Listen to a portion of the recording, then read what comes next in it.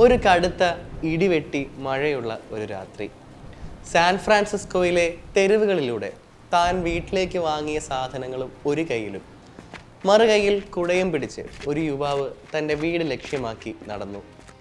വീട്ടിലെത്തി വാങ്ങിയ സാധനങ്ങളും മറ്റും തൻ്റെ അമ്മയെ ഏൽപ്പിച്ചിട്ട് തൻ്റെ സഹോദരിയോടൊപ്പം ഭക്ഷണം കഴിക്കാനായിട്ട് അവൻ തങ്ങളുടെ ഡൈനിങ് ടേബിളിൽ വന്നിരുന്നു.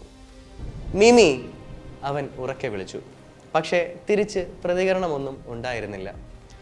2-3 വട്ടം വിളിച്ചിട്ടും റൂമിൽ നിന്നും പ്രത്യേകിച്ച് അനക്കമൊന്നും കാണാതെയിരുന്ന അവൻ മിമിയുടെ റൂമിൻ്റെ വാതിലിൽ മുട്ടി. മിമി, നീ എന്ത് ചെയ്യുകയാണ്? അമ്മയെ ഞാനും എത്ര നേരമായി വിളിക്കുന്നു. അപ്പോഴും തിരിച്ച് പ്രതികരണമില്ല. അങ്ങനെ ഒടുവിൽ അവൻ ആ വാതിൽ ചവിട്ടി തുറന്നു. അകത്തേക്ക് കയറുമ്പോഴും കാണുന്ന കാഴ്ച